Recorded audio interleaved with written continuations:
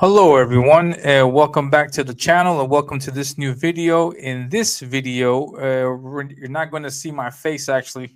We're going to do something a little different. And as you can see in the banner below, we're going to do a color reveal. So that means I'm going to reveal some colors.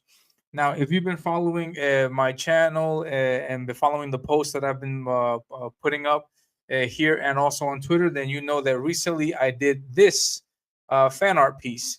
And this is my TMNT fan art piece commemorating 40 years of the existence of the Turtles.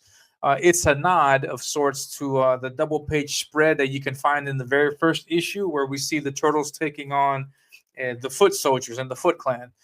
And yeah, so I did a live stream last week where I was working on the art itself. You can see that I was working on Bebop in that particular live stream. It's a draw stream, so I was just hanging out with the chat. And as I was drawing, I had my good friend Dennis come on the stream also to help with the conversation.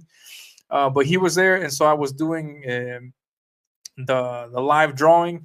And then also, when I was finished with everything, I did a live reveal of the final links where we saw this. And I take a close look and I take a deep dive into the line art. I show the original artwork. I show this digital image that you're looking at now. And just to give you a little bit of the backstory of the creation process of this piece. And so now we're going to take a look at the colors. And I apologize to everybody watching because normally I post videos on Thursdays. I had a video planned for this Thursday at noon, but I got contacted by Manuel Ordaz, who's the colorist of this particular piece, and also the colorist of Ominous, my comic, and he contacted me and told me that he got the colors done and he showed me the piece, and so I just could not wait any longer. And I decided that I had to share this with you guys as soon as possible. And I also wanted to share it with you guys before the year was finished, before the year went out, because this is the 40th anniversary, and that only corresponds to this year. So I wanted to make sure that this was out there before the year wrapped up. And so I apologize for not having a video today on Thursday at noon, and I'm posting it to you much later. I apologize for that, but I think the wait will be worth it. And so yeah, so I did a live drawing, working on the piece. I revealed the inks in the live stream, and so I thought it would be only great. It only made sense to do a video also revealing the colors, and so that's what we have. And anyways, without further ado, here are the colors. Bam. All right, so I'm just gonna leave it there for a moment so you guys can take it in and take a look at all the awesomeness that we have here. And yeah, if you're interested, there's in the backlog of the channel, you can see the videos where I'm actually drawing a Bebop. You can see the video where I reveal the inks.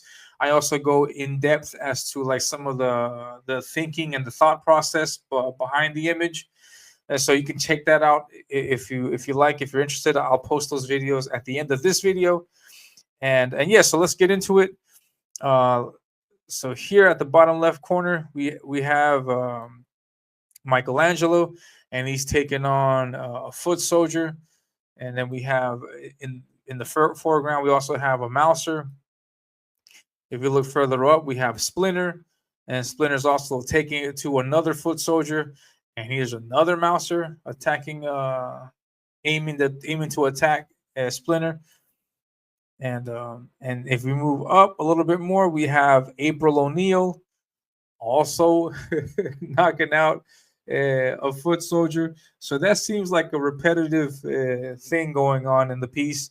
And actually, shout out and respects to the foot soldiers, for all their sacrifice in these last 40 years of just getting their butts kicked and just getting knocked around by everyone. It's a lot more difficult than you think. No.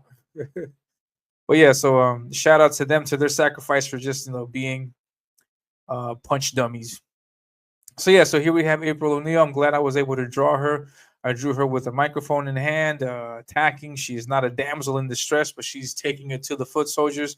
It's also a little nod to that subway station scene in the very first movie where she's fighting that group of where she's at least confronted by those foot soldiers before Raph steps in. And so yeah, I just wanted to throw that in there.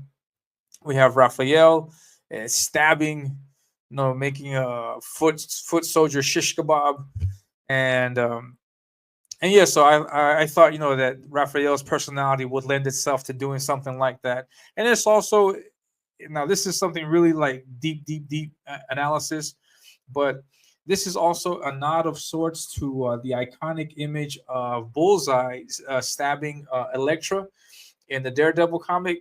Now, if you guys know, if you don't know, the Turtles are highly influenced by Daredevil, and many elements of the Daredevil mythos is also in the Turtles mythos in some way or form. And so I thought it'd be really cool to have that scene, depicted here in some kind of way, like a little Easter egg nod of sorts. Really, really deep analysis, though, because otherwise you probably wouldn't get that if I didn't explain it to you now. Well, but yeah, so he's stabbing. He's like Bullseye stabbing Elektra through their stomach. So I thought that was pretty cool. And then we move forward, and we have Casey Jones. He's going to take on Rat King. It was really cool to be able to draw Rat King. I've never drawn him before. Many of the characters that we see on the screen I've never drawn before. This is the first time I draw Bebop, Rocksteady, the first time I draw Metalhead, Krang, Baxter Stockman at the top right corner. I've never drawn these characters. Slash I've never drawn before. I've drawn the Turtles before, and I've done quite a few fan art pieces of them, but it's mostly just been the Turtles, Shredder, the Mousers, and some other characters here or there. But this is the first time I do something this massive. And yeah, take it in, because I have no plans of doing anything this big for any other IP. So I may do something. For Spider-Man. I mean, that could probably be the only other IP that I may want to do something like this for. Like maybe Spider-Man taking on the Sinister Six, something like that. That could be something that I might do in the future if I'm in the mood to do that. But if not, then I would not be bothered to do anything like this ever again for any other IP. I would definitely do something like this for my own comic, for my own characters, but not necessarily for Batman, Justice League, Titans. I would not do something like that for them. I do this for the Turtles because I love the Turtles. They are my favorite IP. Out of everything that's out there, these are the guys that I've loved the most. And so it was a pleasure of being able to draw these characters. I also took advantage of the opportunity and tried to draw as much as I could, because knowing that I'm not going to be able to draw these guys again for a long, long time. And so yeah, so I tried to put everybody, or as many people as I could in the piece, and was really happy with how everything came out, with everything that I was able to include. Also, we have a Baxter Stockman up here with his controller, controlling the Mousers. We have the Rat King with his rats. Then we have Shredder. I love Shredder. I love his design. Everything about him is really cool. And also want to say that Shredder has the best, in my opinion, the best comic book villain entrance of all time in the movie. His entrance in the very first Turtle movie was just amazing. It was just amazing. It's just creme de la creme of villain entrances. I don't think it could get any better than that. So I really enjoyed his entrance in that movie, and him as a bad guy in general. It was a really awesome character. Then we got Metalhead. Metalhead was a villain.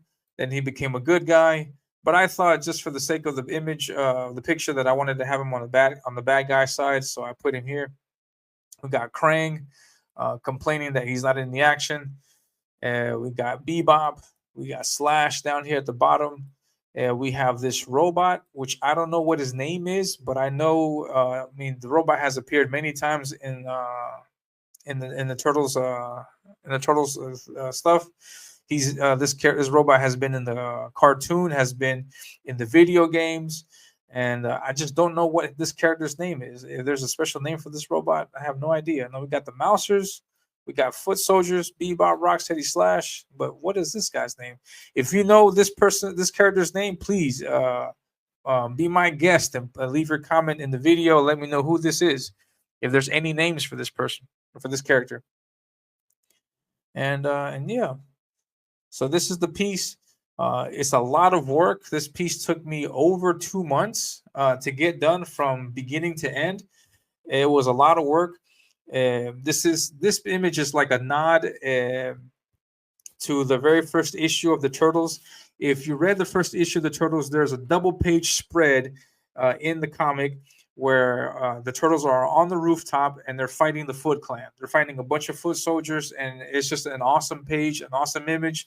When I first saw it, I was just knocked out. I was taken aback by just how cool the image was, and so I wanted to honor that at first, and so that was the idea behind everything. But as I was drawing it, ideas kept popping into my head, and I was like, "Oh, okay, let's add this character. Let's add this other character." And I added 1, 2, 3, and then it just snowballed, and then it became what you see here. No, there's all these characters that are included, and many of these characters were not originally planned to be there. You know, if Krang, for example, he's in this particular machine, but I had wanted to draw him in this with his full bodysuit, and in his body, you know, in this machine body that we all know of. And I was going to draw him in there, but I couldn't because I didn't have any space for him. Because by the time I had decided to add him in the pic, I had already started inking, and there were parts of the artwork that had already been inked, and there's other parts that were still being penciled. And so I thought, okay, I'm gonna include Krang, but how do I include it? I couldn't find a way of doing it to where I can put his body in it. I was thinking about having him in the background, like here, like right above this area here, behind the Rat King and Casey, like have his face. But then if I drew that, you wouldn't actually see Krang, because Krang is he's always in the stomach area of the body, and so you wouldn't see him. And so I didn't want to put Krang in and then leave Krang out, So I thought, man, I just put him in the back complaining, because he's always done that too in the cartoons, just complain to Shredder about not doing a good job. So I thought that would be a good place, as good as place as any to have him in the piece. So yeah, I put them in there, and yeah, so that's the piece. This is the artwork. The colors were done by Emmanuel Ordaz. I've worked with Emmanuel for a long time, and for over 2 years now. He is the colorist from my comic that's called Ominous. And I'll stop sharing this so I can show you some work from Emmanuel Ordaz on that particular IP, on my IP. And this is the artwork. This is the artwork for page 1. This is for my short story preview book. It's called Ominous Avenging Death. This is the very first page. And in the first page, there's this action, this information here, these panels. And then we see Emmanuel's amazing work. And yeah, so if you like what you see, if you like the color work and the artwork that I do with Emmanuel, then if you like this also, then please, I invite you to subscribe to the channel, to follow me on Twitter, and please be on the lookout, because this year, 2025, I am going to launch a campaign for this particular book, for Ominous Avenging Death. It's a short 10-page book that's going to be super affordable, and I'm going to make it so that it's a premium quality book, collector's item edition, and you do not want to miss out on that. And so please be on the lookout for the signing list, for the mailing list, because I will have that available this year, and I will offer you an excellent discount for the people that sign up. So please be on the lookout for that. Don't miss out. And yeah, because this year, 2025, I'm starting to officially draw the pages for the main book.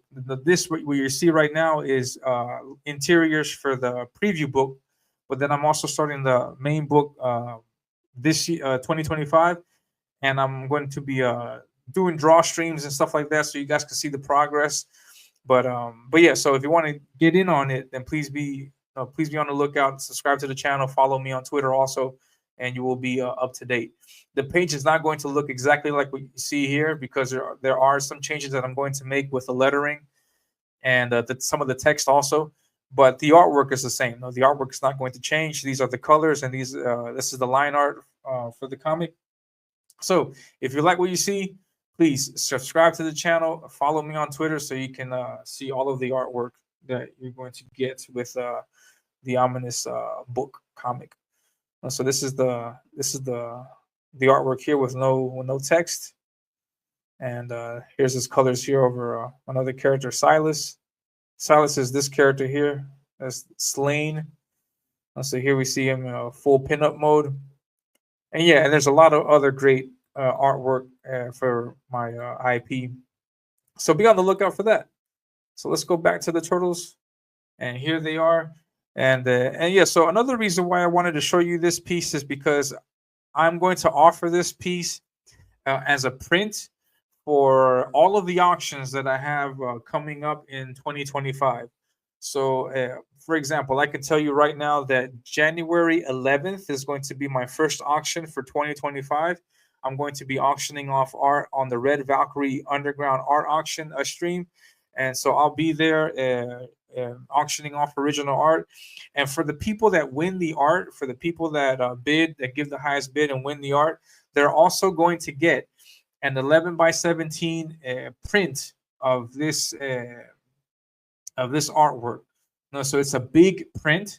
It's the only way I think that you can actually enjoy the art, because if I were to squeeze this into a smaller 8.5x11, you wouldn't get to appreciate the art as much. So I'm going to make it a big 11x17 print, and it's going to come included with any winning bids in the art auction that I have on January 11th. And also, if I am invited to the Comicsgate art auction, I will auction off art there as well. And in that auction as well, you will be able to get this print also. So for the moment, the only way that this print, physical print, can be available to you is through the artwork, through the art auctions. And any other announcements or changes that I make with that, I will inform you guys beforehand. So just keep an eye out. But yeah, if you want to print, tune into the art auction, bid on some original art, and also get this print, this quality artwork, colors, and line art. Now get this quality stuff at the auction, and that is it. So I hope you like what you see. If you did, hit the like button, hit the subscribe button. Also share the video out with everyone. And I'm going to leave you guys with the trailer for Avenging Death, for Ominous Avenging Death, which is my comic. Again, it's a 10-page preview, which I'm going to be launching this year. I'm going to be launching on 2025. The mailing list is going to go out soon, so please be on the lookout for that. And that's it. Also, I wanted to remind you that I put out videos every week at Thursday at noon. But as you can see, sometimes I forget to post Thursday at noon. So I try my best to post the following day as soon as possible. So that's it. I don't want to take up any more of your time. Please hit the like button, subscribe to the channel, and I will catch you in the next video. You guys take care. Goodbye. And with that, I am out. Peace.